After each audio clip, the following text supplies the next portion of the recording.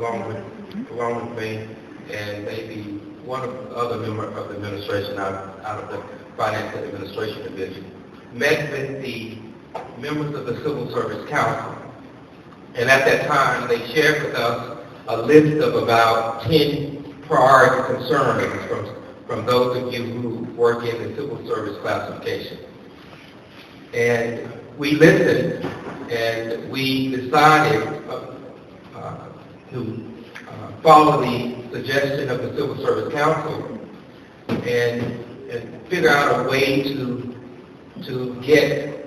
inform the administration with more depth and in a more personal way about your cares and concerns. So today, over our very modest lunch, we plan to do two things.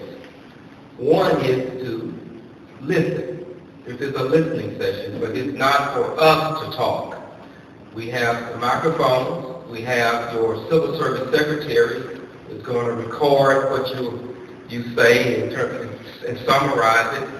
We have Dr. Renee Mitchell, Director of HR, is here. We also are going to be joined by the Vice President for Finance and Administration, Mr. Glenn Meeks. We have our Provost, Dr. Sandra Westbrook, here as well. And with that, I guess I'll ask Bobby to come up and sort of try to get you all to come to the microphone. So you all know Bobby.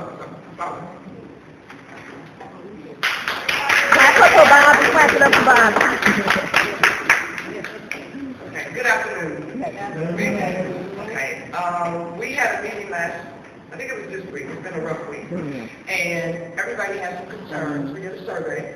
So we need to share our concerns with the administration so that we can come up with some solutions and no excuses. We do not have a sign-in sheet. Everything that you say is confidential, and we are going to, these are the rules. So, welcome, and start talking.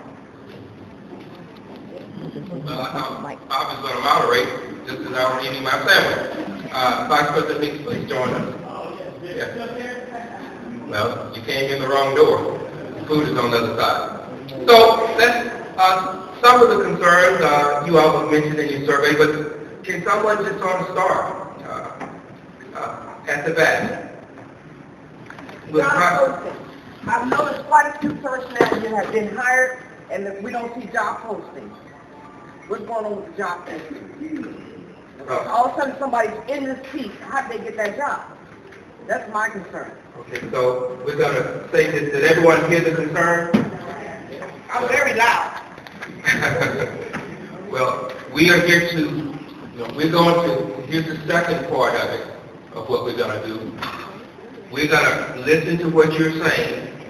We're going to make a record of it, and then charge administrators who oversee these areas to find out how to resolve it or how to respond to the solution. We are going to respond to each one. So the first concern is that people are hired and they're not appropriate job postings.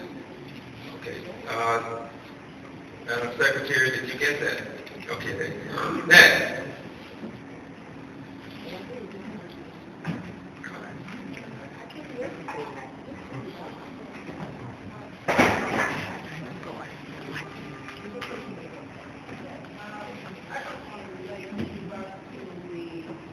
But could I ask you to come to the mic? Would you mind? And I would come down and bring it to you. It's going to be easier if we use the microphone. I'd just like to have more information in regards to the lay check. Is there any way that we can receive a written statement? And a lot of people were saying that when they first started here, their 2 weeks pay period was withheld, but they still was going back to lay check soon. And a couple of them had called. I don't know who they spoke to, but they spoke to someone in payroll. But they still have that check withheld from them. So can we get information in regards to why that has taken place? I'll answer you this with answers yes, and what Dr. Mitchell, who oversees HR, will figure out how that can be done, and we'll also respond to that in a written way, and that'll be part of our response. And if you, and I would also ask, if you want to follow up on it personally, also stop by and see it.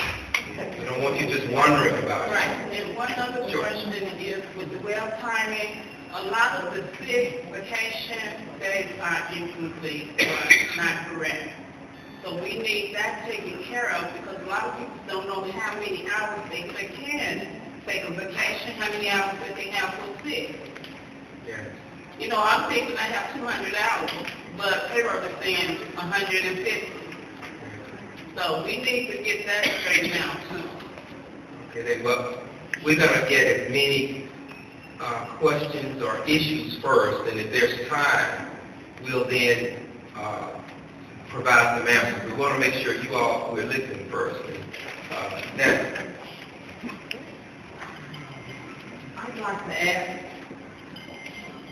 I'd like to add on with that is that I don't want I don't want just a written statement. I want something legal. I want a document. I want something sealed. A seal from either the government or from Chicago State stating that this was done for my father, along with the other issue that you brought up of vacation. I've been asking over and over and over, so much so until they aggravated with me, to give me my account of secured days.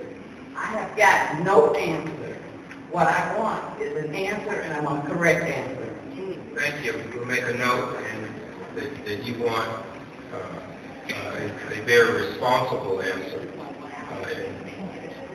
And that may be something that if there's time at the end, HR or our administration finance they can answer. Next comment, question? Hello. Yes, I'm interested in knowing if there's any reason why management or admin has to, specifically constrained towards their staff. I mean, if everything is being done illegally, and yet I have to take 2 hours of my time to take this ethics exam, like I have influence with the time, and everything I'm witnessing is very unethical. And I want to know, what can be done about bullying here in CSU? It's unbelievable, and it's unacceptable.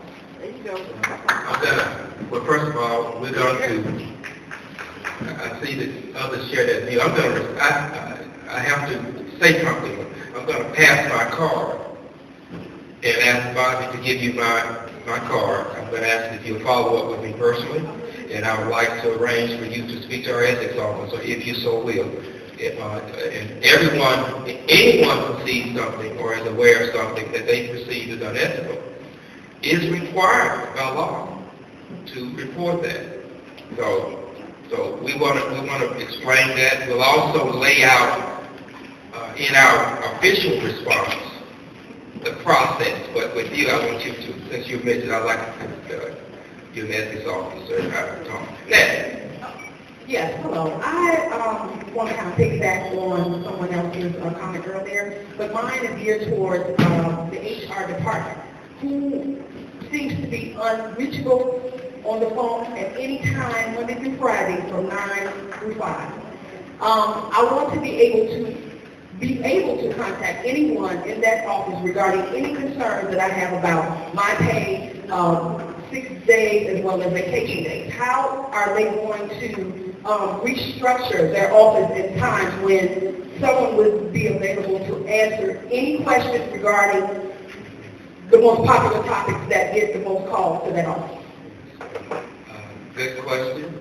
And let me just add, at the Civil Services Council meeting, they raised that issue and said it was very important. The president was there. His point of view is that the Office of Payroll should certainly be available on payroll days to respond to issues at any other time. So we recognize that, but we'll follow up with action rather than talking. Next. Yes, I have a question about web time entry. In the O&M building, we only have one terminal, and most of the employees that are open, there's no private. Can we have somebody to bring us more terminals because we're all waiting in line to do our web time entry? On that one, although we'll follow up officially with a response, I also noticed, I was over there 2.5 weeks ago, that there seems to be terminals over there for police, but not necessarily for facility staff. And I asked the CIO to immediately order 3 or 4 more terminals. We already had the conversation earlier this week, but we'll follow up officially. It's a good statement. We also noticed that. Very thoughtful of you. Next.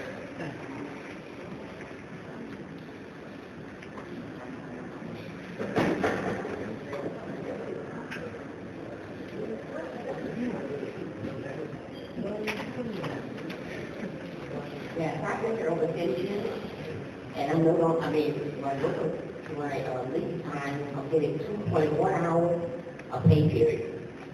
And I've been talking about that and trying to get it straight, and never got it straight yet. It is the same thing with my vacation. So I'm really interested in getting that taken care of as soon as possible. I don't know what the big deal is. How hard could it be to put in the right time for an individual? So that needs to be worked on. Thank you.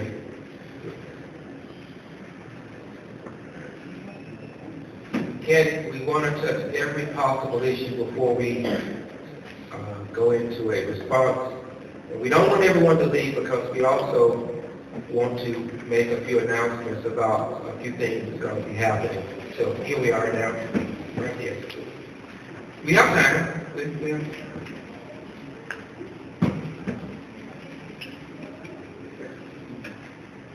Good afternoon. I would just like to say that it's all well and good that payroll is able to assist us on payroll day, but there are also issues that we need to deal with between that time. It can't just be always just on payroll day that we're able to contact someone, because some of those issues could be nipped in the bud before payroll day if we could talk to someone. But there are days when we call and we're told the payroll department is closed. And I'm wondering how can a department that we're supposed to be able to contact about our business be actually closed during work hours? Well, that's a good point. I agree. I think everyone here would agree with that. I want to be able to check on my stuff. Come on, we have survey information, but if you have some, Yes, we have a question. Why do we have to wait past 2 pay periods for overtime and upgrade pay? Why does it take so long? I don't know, but we're going to find out.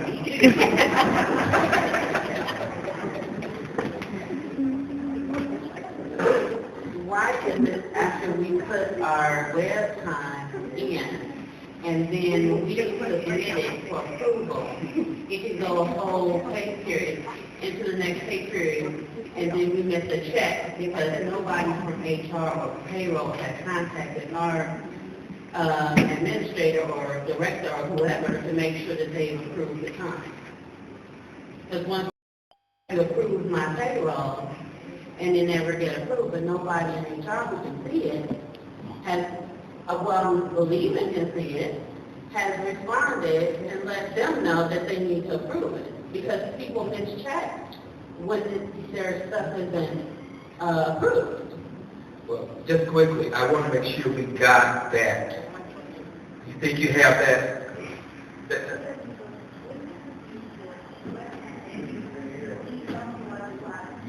We can't hear you. Oh, no.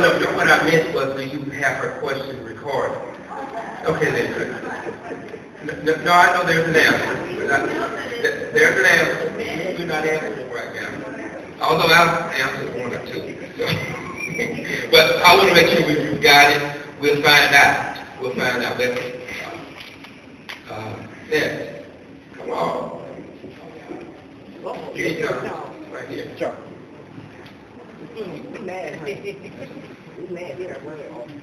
Yes. My understanding was the web entry was to eliminate a lot of the paperwork. But what I'm finding now is I have more paperwork to do with web time because we have to sign in our hours. We have to do a complete report for what we did on the day. And what I want to know is that something that came out of administration because that's what I was told. Well, if you were told by the administrator, it came out of administration. Whether it's right or wrong or good or bad, I don't know. But we take the notes. We're going to find out. Okay. So, we're going to we've asked, Dr. Mitchell is asking for a little clarity.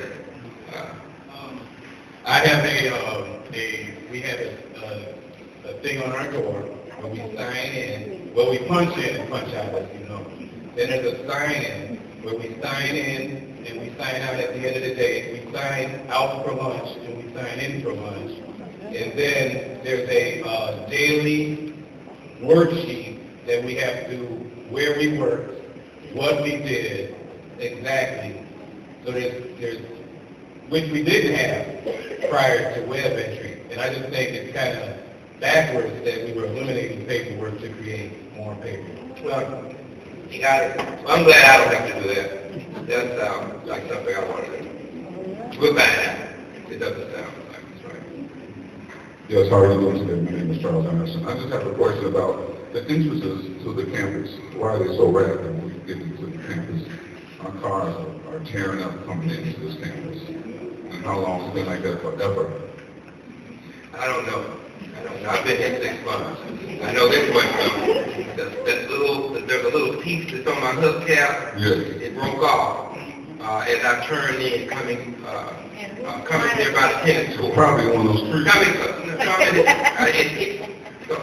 The roads are bad. Yes, they are very bad. They are bad. I could give you more about the plan, but let us write that. Let us put that. She said, let's put that down in a binding document so we can clarify. But some of the roads are bad. Okay, thank you very much. Thank you for noticing. Everyone who drives here understands that question. My second question is about reserved parking. If I pay $300 for reserved parking, and I don't care what in the world is going on this campus, and I come to work, and I'm forbidden from parking into my $300 reserved space that I pay for every semester, what can we do to fix that? Well, there are two things. One is what someone did to me my first week I was here. I parked in someone's reserved parking space by mistake. My colleague wrote me the most thoughtful but in-my-face note about never parking in that space again. So if someone's in your space, you can do what she did. That worked for me. The next thing is we'll find out something. We'll look into it. But I made that mistake once. But it's not that people are parking in your parking space. I'm talking about for events that go on campus. Yeah, I knew you meant events. I just was sharing something. While we go to the next person. I was scared to park back there the next day. I didn't know because I thought I might run into her or to him. True story. Next. Anybody? Come on. Someone has had an experience or you have an observation of something that may not have picked up in a survey. And I hear you.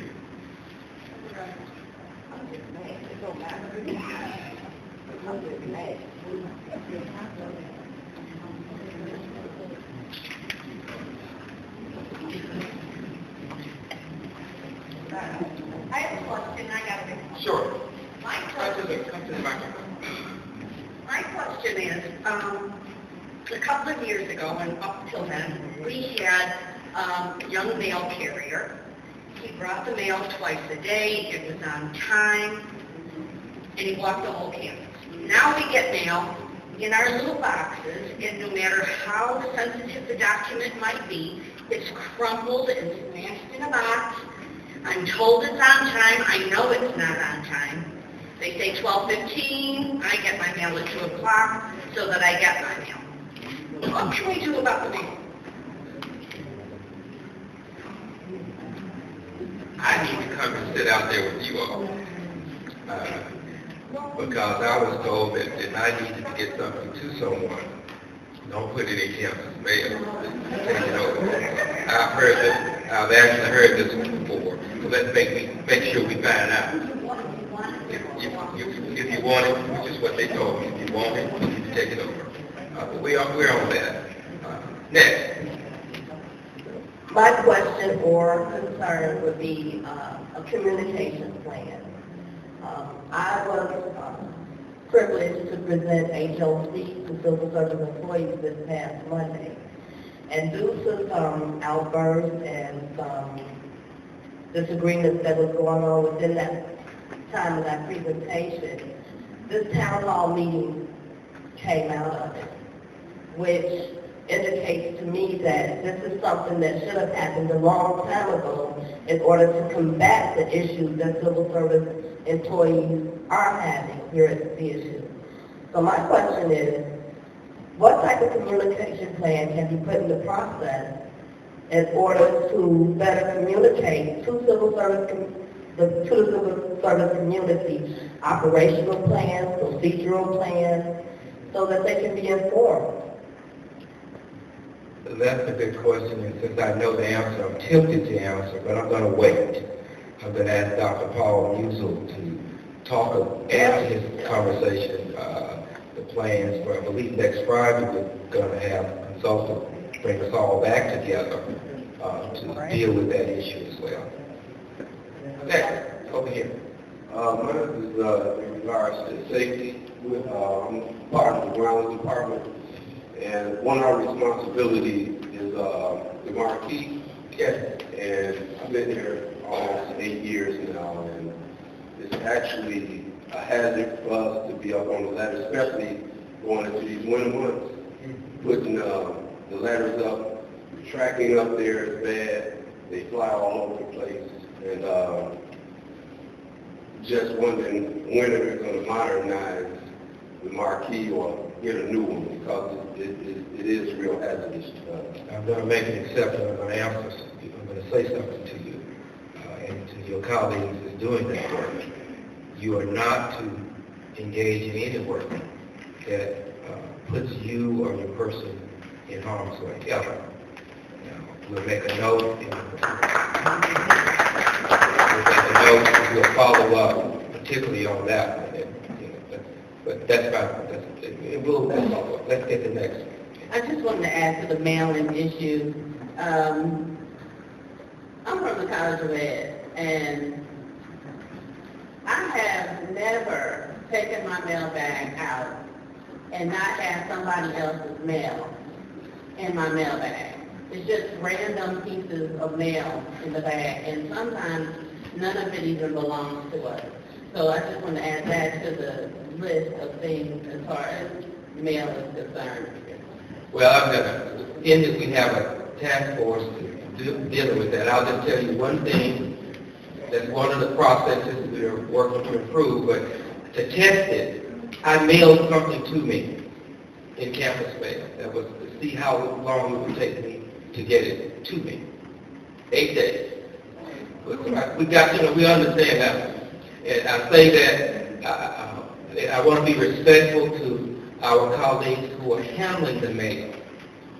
They're not in charge of the system. Management is.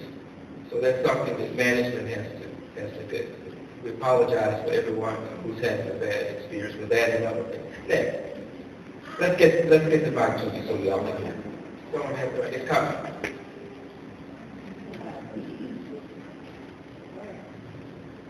Hi, I have a question regarding work injury on campus. I had a work injury that took place in October. I have been complaining, I work in Wendell Brook. I have been complaining for the past year that we've had black dust that looks like charcoal coming out of our vents. I kept putting in the work orders. They would come out, tell us that there was nothing wrong with it, whole 9 yards. In October, because the vent sits right above my desk, black dust coming out with charcoal went into my eye, infected my eye, swollen shut. I ended up being off work, and I've been trying since October to get a report put in about the health issue. I called and I spoke to someone in HR. I was told that before I could put anything in, I needed to talk to the police department since it was a work injury. So I talked to them. Officer Taylor had to come out. He took a health report. He took lots of pictures. He took the whole 9 yards. And since that time, one, I did not get a call back with a police report number, which is what I was told that I needed in order to get the form from HR. And I've also, again, left probably about 3 or 4 messages to find out what am I supposed to do now. I'm still seeking treatment for my eye. What happens if you get hurt here on campus? And nobody addresses your concern. Well, first of all, I'm having my car touched down because I want to follow personally with you. I want to say this, I'm sorry. I'm sorry that you have had a bad experience and that it was had an injury, and we want to make it right. So, but stop. Let's figure out. We'll get to the bottom of it. We'll make sure that it's not a bureaucratic experience from now on with you. We'll get to the bottom. I'm sorry. Thank you. Next. Yes, I work in the library, and I have considered in the past to purchase a parking sticker for the library parking lot, but I was told when I was going to purchase it that when I get that sticker for the library parking lot, that I would not be able to use it on any other parking lot on campus. Now, mind you, I was also told that that sticker costs more than any of the other ones. And I'm trying to figure out why is it that if you buy that sticker, why you can't use that sticker on any other lot on campus, because we're still on campus. And when we have special events and that parking, you know it's not that big. And when it gets filled up, then we would have to park somewhere else, and then still we would have to pay $5 to park on campus because we have a sticker. That's what I was told, that sticker wouldn't be able to be used on any other lot. That's what I was told when I called the party. Well, that's a good question. The provost is here. She's here, and yet I've heard Chief Watson, who oversees for this facilities, make a case about the problems with parking during events. But we want to follow up with you personally on that, but we'll find the answer as well. I'm sorry that that's happening. Next one. I work in the education department, and a few of us may agree, maybe not. This is the most unsecure area to work at on campus. We're right there off of King Drive, and many times me and the chief health workers have been in a situation where we couldn't get out by place. So I feel I should be secure working here at Chicago State. Right. Well, and we're responsible for making you be secure. This is one I want to answer because it's very quickly. Dean Guest, along with Chief Watson and the facilities manager and I were over there last week, and we were trying to figure out how we can deal with that issue. We were over behind the back of it all the way around and through. So we have that concern as well. I think that, as you may be aware, our community off campus expects the campus to be an open area. I'm just learning of this myself. So we will add something special to the list about dealing with safety and education, and we'll follow up. Thank you. Oh, by the way, I say this to everyone, Provost, you've heard me say this too much, but if you're on campus after hours, and it's dark, particularly if you're female, call campus police and ask for an escort to your car. There's some other things, there's just some other things we'll communicate it, but that's something you should do. Thank you. Mine's a safety question also, that affects students, staff, everyone in this university. The asbestos in the buildings. Is there a way we can get a true list of what buildings does have asbestos? Every time I change a ceiling tile, asbestos is harmful as soon as it gets airborne. So we change a ceiling tile, if there's asbestos on that ceiling tile, it gets into this infiltration system, goes out throughout the whole building. Anyone that's walking around gets it on their clothes. They're transferring it, we're transferring it. We hear rumors every other building has asbestos, but then every time there's a project, there's always an abatement. So we really need to know, as workers, what we're doing. Every time we change a floor tile, there's asbestos. We need to know if it's a floor tile, if it's a mastic, is it the ceiling tiles, is it the insulation above the ceiling tiles? So that'd be the biggest, it affects everybody's life, so we need to know that asbestos. We'll find out. You ought to know, as you say, before you touch something, whether it's going to harm you. I know that we have, and I'm addressing this quickly, I know that we're testing atmosphere and testing surfaces and around, but I don't know if we have a booklet or something of all of the hazardous environments, but we'll find out. I'm going to try to get this out right. We have an educational benefits package that doesn't seem very accessible to strengthen the good employees that we already have, but yet we hire from the outside people with degrees that doesn't really understand our policies here, but we have good employees that can be invested into, that it doesn't seem like they're being invested into to strengthen their quality. You got that all fine. I understand exactly what you said.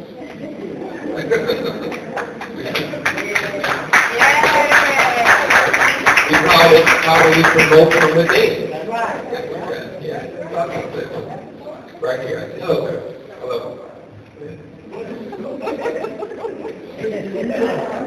Well, I'm trying to go and warn you all now. Okay. My name is Gary from the Building Service. I have a few issues. The first one was we continue to take employees from the building service, but we don't replace them. Thank you. So that's one part of it. The other part of it is how can the job be done effectively if you don't have enough employees?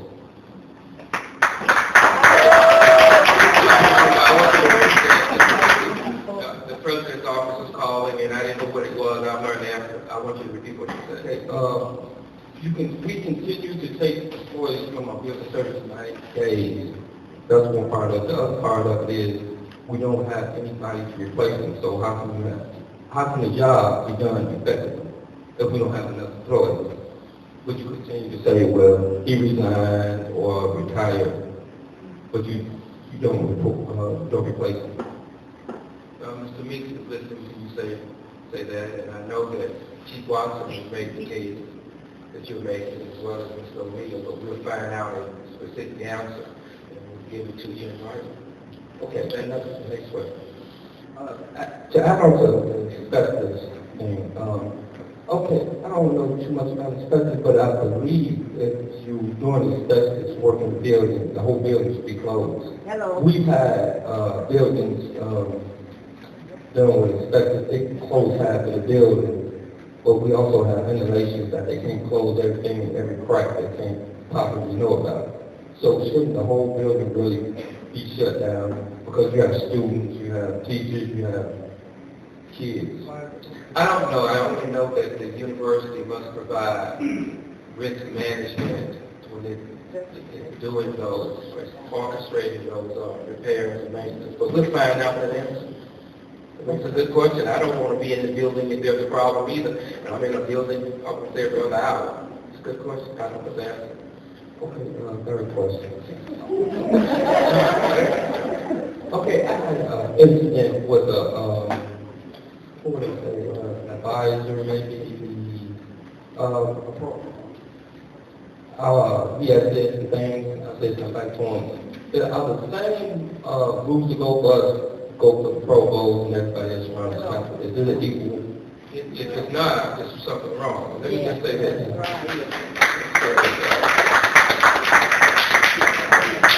And this is one I am going to comment on. I certainly want to say something.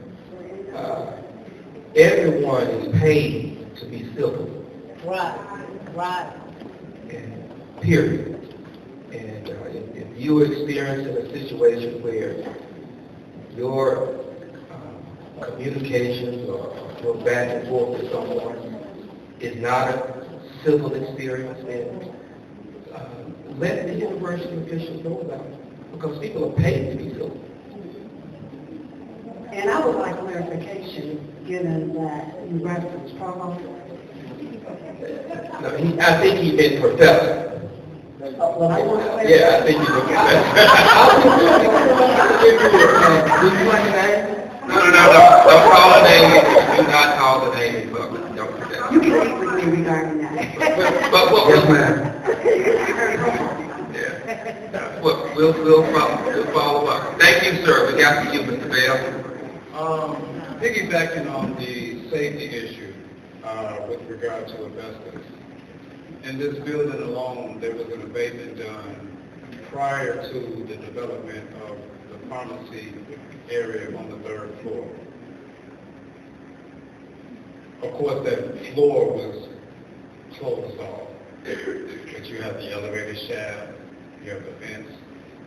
So, with regard to what he was saying, shouldn't the total building been closed? And then also, after that abatement, there was an abatement in this theater. There's going to be some leakage. So, that's just my concern. You're right. Even those areas up there are blocked off right now. Exactly. That's right. Also, from a building service worker standpoint, when we strip a floor, we have the understanding that this tile has asbestos in it. And every time we strip the floor, it raises that up. We can't see it, but it's there. So I want to know, was there a plan in place to at least test the tile to make sure if it is or is not asbestos tile, and a procedure to remove it or what have you? I follow. Second point. What is the policy as it relates to administration circumventing civil service and union rules to say, under the veil of university needs? Recently, we had a memo put up, although it was posted in time with regard to the 21 days prior to what have you. The first line of this memo read, during downtime, we will have you cleaning at these specific times. First of all, the dates provided, there is no downtime. School is still going on. The students won't be out until close to Christmas.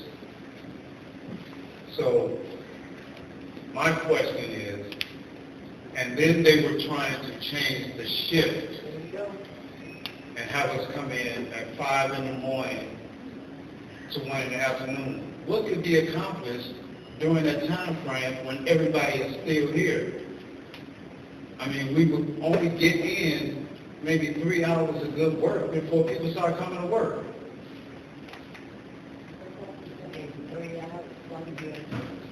Yeah, it's still up. Second of all, we were told that if we didn't voluntarily sign up, that we would be selected. Now, it was on a seniority basis, but we still felt like this was unfair. Third point, this is regarding the mail system. If you all depend on us to keep this university clean, we need support. If you put in a work order and you say, I need this done ASAP, and ASAP, today is November 1st, you need it done as soon as possible. I don't get the work order till January. But you're complaining the whole time. Why is this not being done? We don't know that the work order is generated.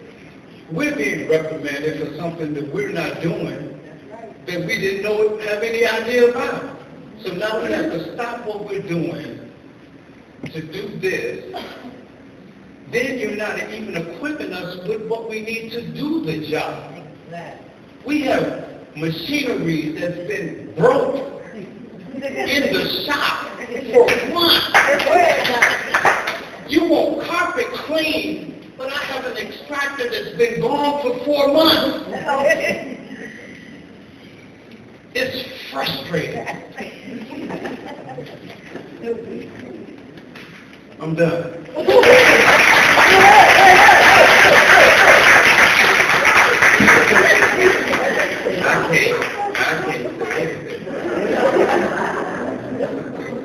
Look, you all, we don't want you all to have any concern about working in an unsafe place. And I'm listening, but that's something we're going to look into and start as soon as we get here. I don't know all about the abatement. I don't know, but I want to believe that everybody is breathing air that's not harming them. Because I'm saying I want to believe that because I'm breathing it too. And I would be as concerned as my wife and children and grandchildren, brothers and sisters would be as concerned as everyone else in this room if there's something wrong there. So I want to believe it's fine, but we have it on our list. Next. My question is this, and I'm not sure what type of compensation can be given to the civil service employees regarding that loss of pay that we experienced when we transferred to the new website entry. And I say that because that has been the number one topic of every civil service meeting. How are we going to be compensated for that 2-week period, so to speak, that we didn't get paid, nor was it sanctioned by the board here at CSU? Well, we'll get you the facts on that, whatever they are. We'll lay them out. Thank you for your question. Anyone else?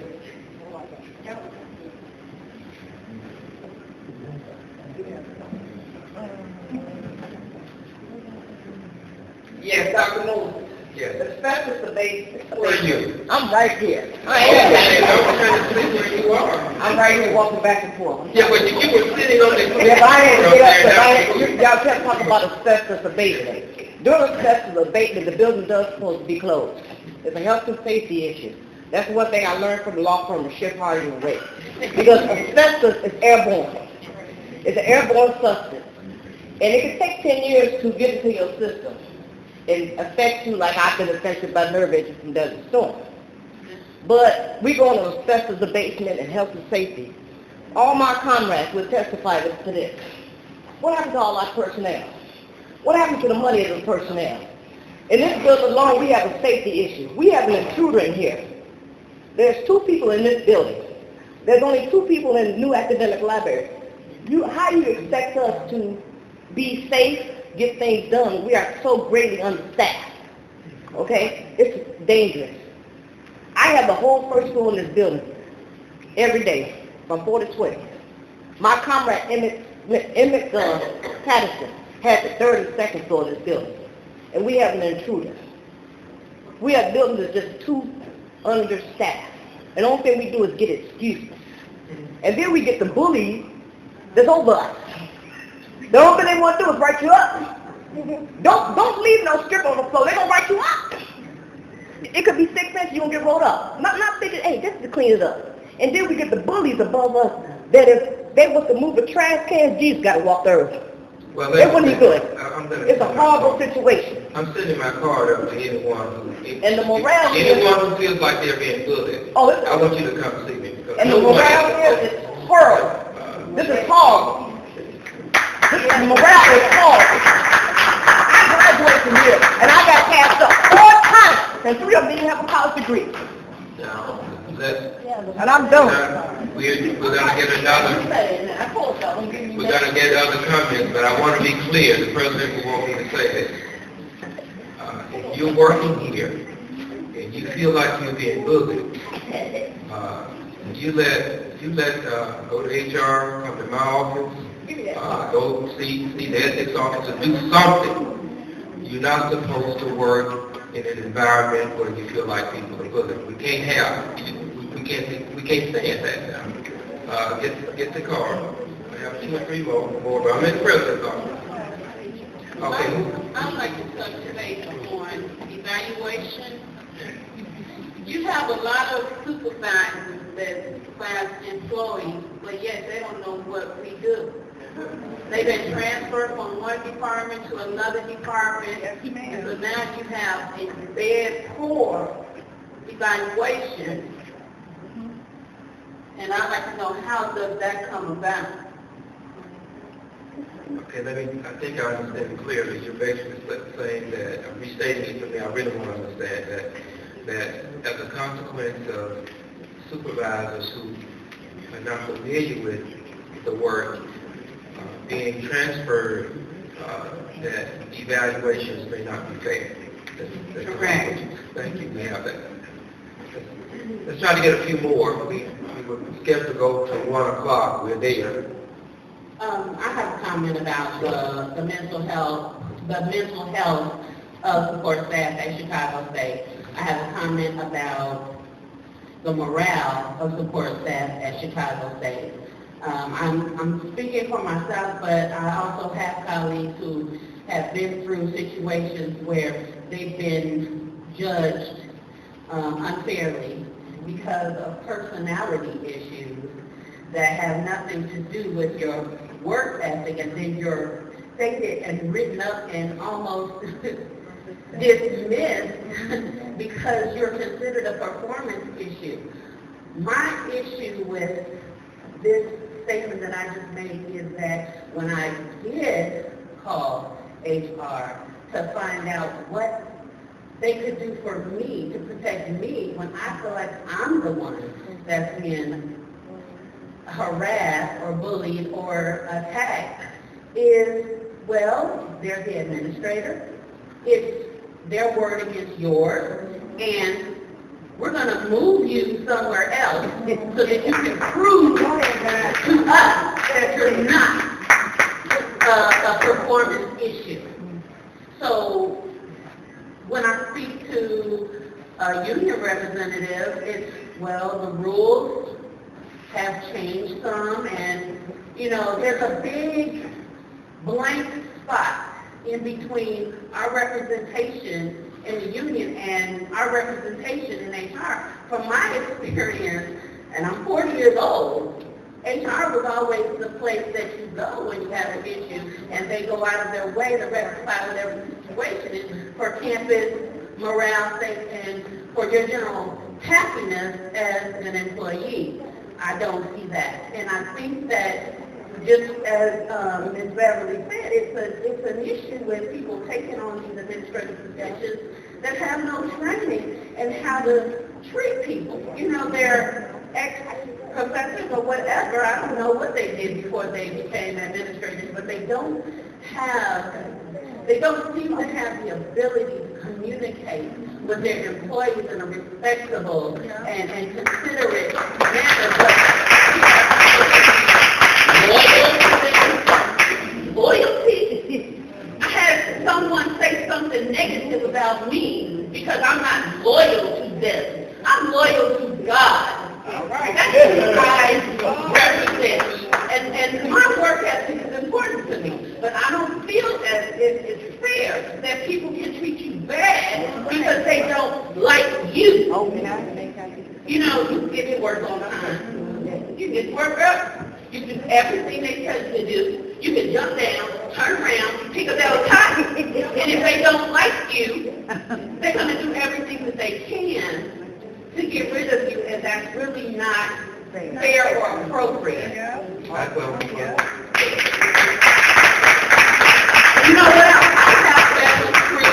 You know, I have a desire for a bachelor's degree. I want to come to work and do my job. I take pride in what I do. My mother of 3, very, very highly intelligent children, successful. And I'm intelligent and competent. I don't deserve to be mistreated wherever I am because somebody has an issue with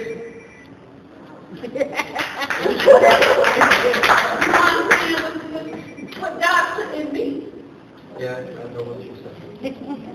Go ahead, girl. All right.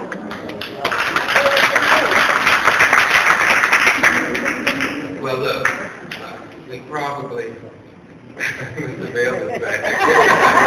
Wait, I want to hear what you guys have to say. I have one more concern, and this concerns me very deeply, because I've been here going on 12 years, and this wooded area over here is extremely dark.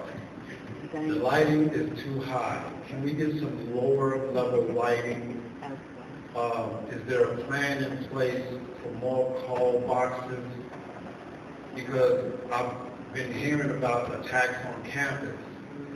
Meanwhile, our officers are patrolling the perimeter around the school.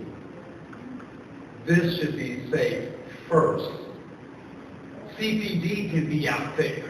I understand the collaborative effort, but take care of home first. Thank you. Also,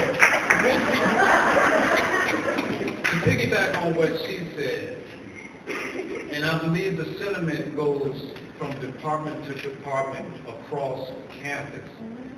It's not about the work we do, it's personal.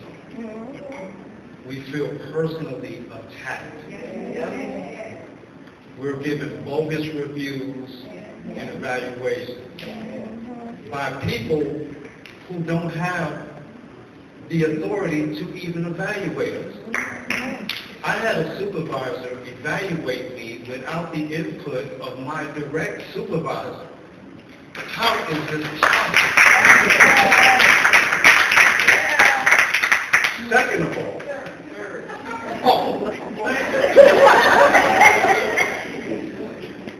how is it possible if my work hasn't changed that I get an evaluation?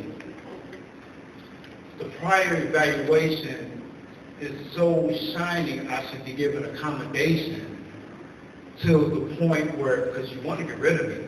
So the next evaluation is like, why? How did you hire this man? Exactly. So, it's hard for me to believe that you don't speak your mind. That's usually why I'm singled out.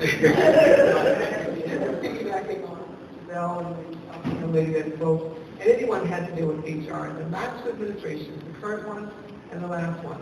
I've had 2 people from HR to say to me, well, nobody wants to work with you. And I'm like, what? So there needs to be a check there on how people deal with folks. You know, to tell someone that even though you may feel that way or somebody may have told you that, to say that no one wants to work with you, that's totally wrong. So last administration and current administration, and they know who they are. Well, you all, we have run out of time. And I know that I know that we're getting warmed up here, but we've still run out of time. So I want to say just one, as we close, we're not going to have time to respond and give responses. And Paul, we're not going to have time for that. We're going to give Bob an opportunity to say something. So Bob? Yeah. Hello, you guys. I'm glad y'all can come out. When we met on Monday, The anger that was in that room brought this meeting. Nobody mentioned anything that we talked about in that room. I got a problem with that. I can't correct things that I have no control over. I can't correct it. What we're going to do is on an ongoing basis, just like the board has an open meeting for the board members, we're going to have an open meeting for civil service. So when we meet on the second Tuesday of every month, we're going to set aside a time for people to come with concerns. We are not trying to make excuses for this university. We are here to do solutions. I thank you all for coming. I appreciate your honesty in this. And is there anything else? Okay. One of the concerns that I have with the civil service is that we discussed the payday loan. The payday loan was given because you didn't get a paycheck on the 30th. So when you got paid on the 15th or the 13th, whatever day it is, you had to take a loan deduction out. Okay? So listen to me and listen to me clearly. If you take a loan deduction out of your paycheck on the 15th of $166, you take another loan payment out on the 30th for $166. And you do that for 3 to 6 consecutive pay periods. $166 will pay my light bill. So is your light tone? Get mine taken off. A lot of us are in hardship over that. Whether we bring it home or didn't take it. That's what I'm talking about. We can't address that now, but we're going to continue with the survey. And I am not the most visual person because of my job. But everybody knows where my office is. We're going to send an email out to let you know where the meetings are. I need you all to come and talk. We don't know if you don't talk to us. It's over. What? It's a really important question for the people who don't get emails because we don't have computers. How are you going to address us on that situation? I will personally send somebody over with flyers. Thank you. Well, we want all of you all to We'll have bring that. them around. Let's move your back. Yeah. Well, yes, the answer is yes. Yeah. Yes. Look, one last thing, everyone. President Watson would want you all to know this, that this is truly been building up. Now, well, I want you all to know this, and my colleague, the provost and vice president, Dr. Mitchell, will join me. There's no more important work at this university than what you do. That's first. And we want to fix this. We want to fix this. We're going to work with not just the council, but we're going to work with you. And we've started this conversation and give us an opportunity to discover what are the solutions. Make sure that everyone has access to their emails and even if we need to send it to you by letter, that the mail comes to. 8 days. We need time. But give us a chance to work through this, and thank you all for coming. All right. Well, thank you. Thank you.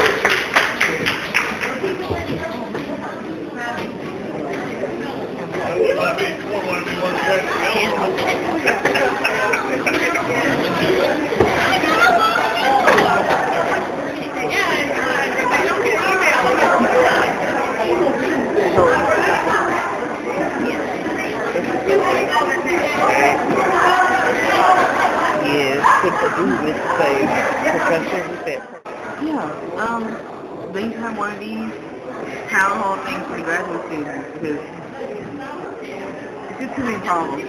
The teaching opportunities. Most importantly, the teaching opportunities. I want to apply to Because that's also funding. I want to apply to a PhD program and I can do research or teaching. And research is going to get knocked up really fast. And then you have teaching, but I don't have any teaching experience. So how am I supposed to pay for the PhD when I'm already paying a pocket for an MSA? That's a problem with that. Well, yeah, you still need teaching experience, even with an MFA. Yeah, because, you know, even if I want to apply to teach in the community college next year, I can't because I don't have Teaching any experience. teaching experience here. But, and then too, we lose a lot of people because they don't want to come to the program. We got to pay out of pocket. So I worked 3 jobs to move to Chicago to be able to pay my rent for 6 months while I look for a job. So you came early. Early, yeah. So this is, I've been here almost a year, and I still don't have a job. I have a graduate assistantship. It only pays $666 a month. What you gonna do with that? My rent's $17. So this is, I'm taking an L for a degree. So you're not in the, oh wait. I'm not in a very good situation. I can't get food stamps. Just been paying enough. So I'm taking out extra loans. Building up debt. Which don't last. You gotta buy food. When did you come to this university? In last spring. So January 11? Whenever school started. I moved here a couple days after Christmas. I was here for the New Year by myself. The new 12. So yeah, I was here for 12. Okay, that's when you got here. So you got here January 12. Well, like December 27th. Yeah, okay. Something like that. I came the weekend following Christmas. Okay, you got here December 11th to start January 12th. Yeah, for the program. For the program. Spring, they call it spring. Right. But I was talking to one of my classmates. He's also an MFA student, and he knew a girl was supposed to come here this fall. But she ended up not being here because she didn't have any funds to get here. You think about, I was working. Somebody trying to kill the MFA program. That's what it sounds like. Well, and that, I'm sorry, I shouldn't have said that. Based on what I have heard, it's pretty much what it sounds like. But I think that's something to do with the president. I guess we're gonna. Yes, the president has his access to grind all up and through these programs. I'm talking about Lil Wayne. Don't get confused. The people who graduated this program are doing so much. You have like Randall Horton, who has gone on to get a PhD and is teaching now. Like, y'all representing us so well. One of the art people. You know, the girl just made a movie last year. It went to the Cannes Film Festival with Dr. West. Yeah. But we can't get any money, any funding. They want you to do more than make $1 out of 15 cents. Out here. They want you to turn straw into gold. You can't even make a budget when you have nothing, is what I have learned since I moved to Chicago. You can't budget $0. So I'll be happy when I graduate. I won't look back. I like the program. I love my teachers. I'm like creating all kinds of excellent stuff, but I can't stay in Chicago and live. They're making Chicago feel bad. And Chicago can be a good city. It could be if I was making at least enough to pay my rent. I have to have my mama wire me money every other week so I can, you know, ladies know how life has set out. She'll tell her the season's here. Luckily, I don't pay no utility bills.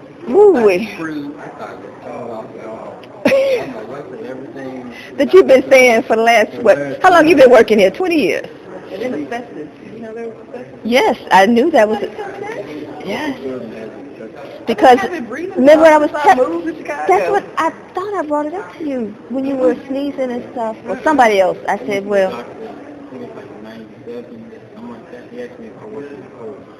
damn. That's how bad your lungs were? I was suffering like a minor.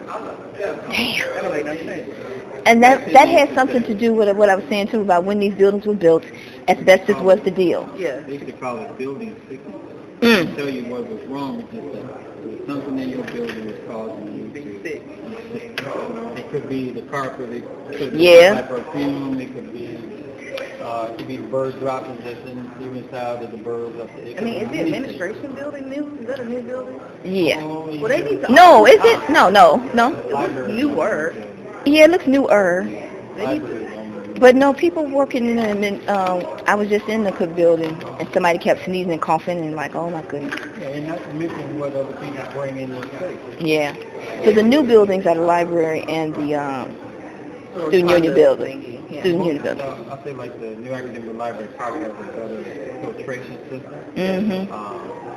But you figure this building is early 70s? Yep, early 70s. Nothing's been changed. So you're not cleaning out the dust, if you're not cleaning around the roof, if you're not doing none of that, then that looks black. That could be mold.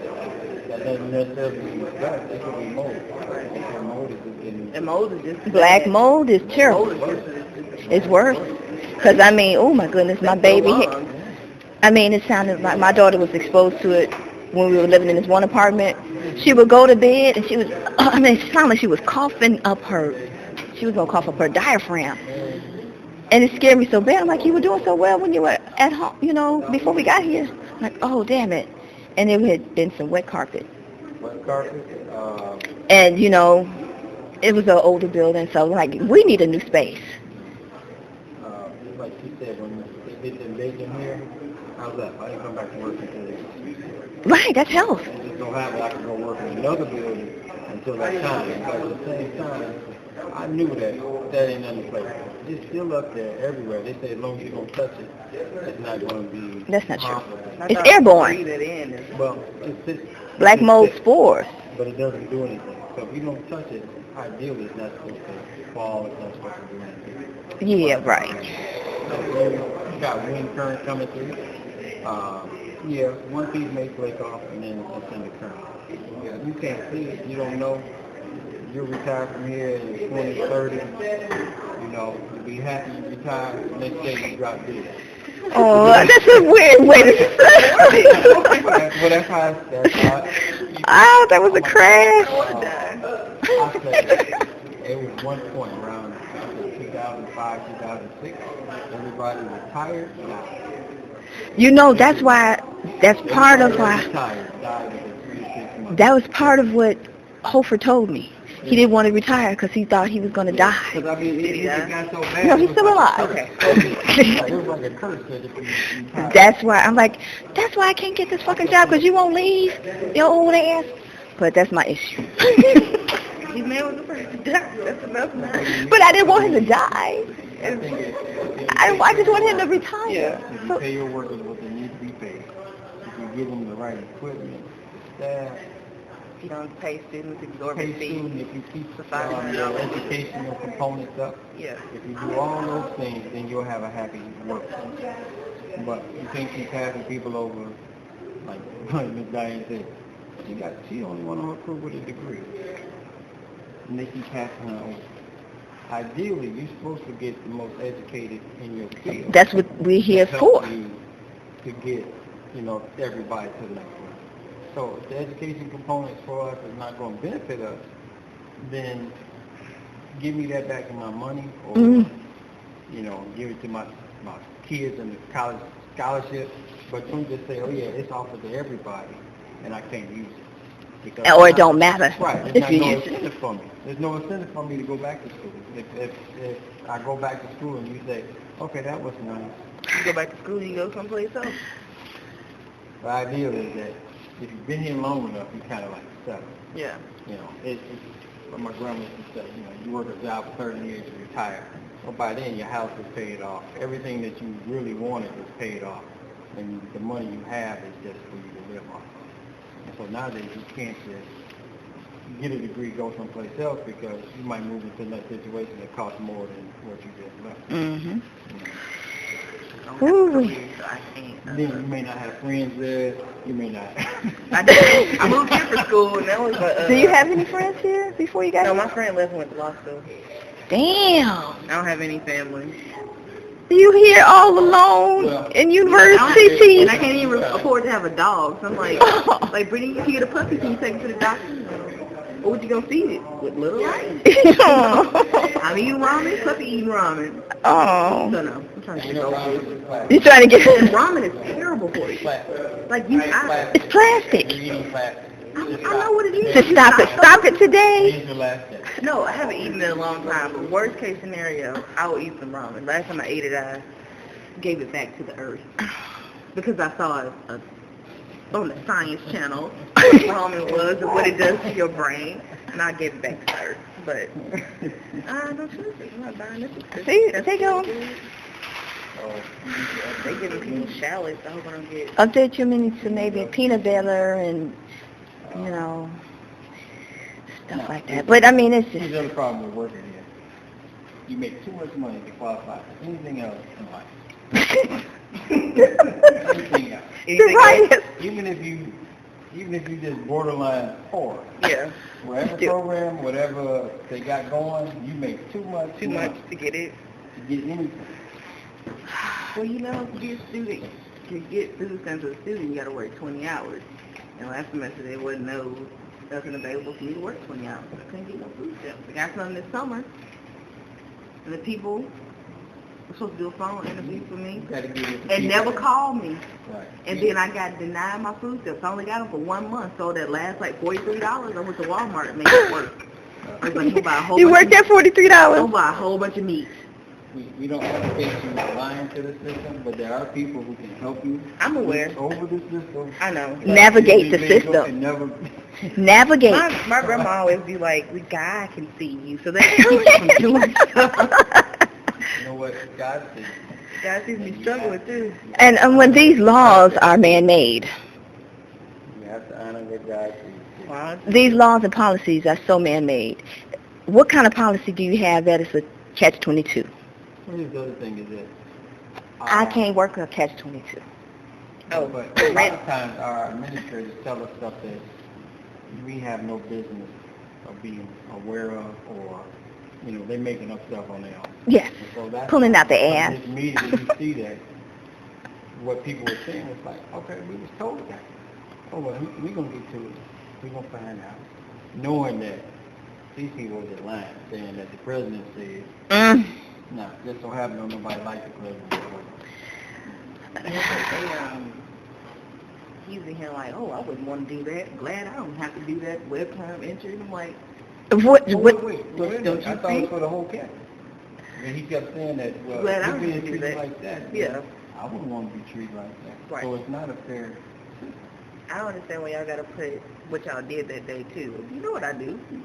Come look and see what I do. We had a lot of, we used to have a lot of ghost payroll people who used to get checked and working. that ain't the current workers' fault. And we got a lot of workers who show up to work and don't do any work. And so now what they try to do is they say, okay, you're here today, tell me what you did today. And so now if everybody come in and everybody say, yeah, I cleaned the same bathroom.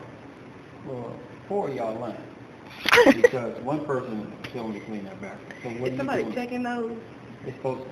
That's why they have. Especially building service workers, they got immediate supervisors, and they have a supervisor. So there's a person in charge of day, a person in charge of night, but then they break it down to 2 other people in charge of There's too many people in charge stuff.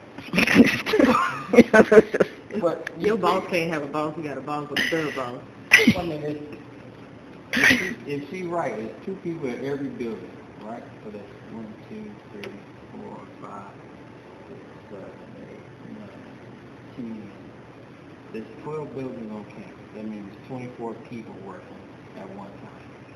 On this whole On campus? the whole campus. What the hell? That's not enough. She says there's only 2 people per building. That means that there's 24 people supposed to be responsible for cleaning the whole campus. Yeah, we had like 5 or 6 Huh? people per dorm. Yeah. Where I'm used to. You We had like 6 people. Because it takes that. Dorm, you know. You got so many people, you'd be like, okay, man, But you know everybody. You know every single person. But you know, It's a different having- climate But now, culturally. Oh, That makes for a whole different climate, don't it? Every time I ask somebody about something, she kind of like union. Like that's the answer. They're gonna blame it on you. Every time. It's like, why can't I do this? Union. But what about union? Like, what the hell is the union for? But We see, don't have this much you see, that's a lie. where I come from. Union by saying That's what they do every time. union is Union. supposed to benefit you and your family. That's the whole purpose. You know. If you have a place. So they make it seem like the union's bad. And who is this they? Just like people who ask about jobs. The It's thing like, you about know, union is that you need to know somebody to get in. right. You But have to have a family I just member think to you get have a in. union. I felt somebody that. We all They have- did. We did work on that when I was at Northwestern. The graduate student union. I Mhm. mean, Just showing up at the meetings, the faculty meetings, like what you talking about, like I'm a faculty member. Oh no, and talking to people in the graduate school. You need to bring a gun to this meeting. This meeting was a loaded gun. But He he said- got up at the end was like, but everything that y'all was mad about, y'all ain't talking about it to me. So now you know. what I've been dealing with. That's what she's saying. We need a secret cam. We figure out a way.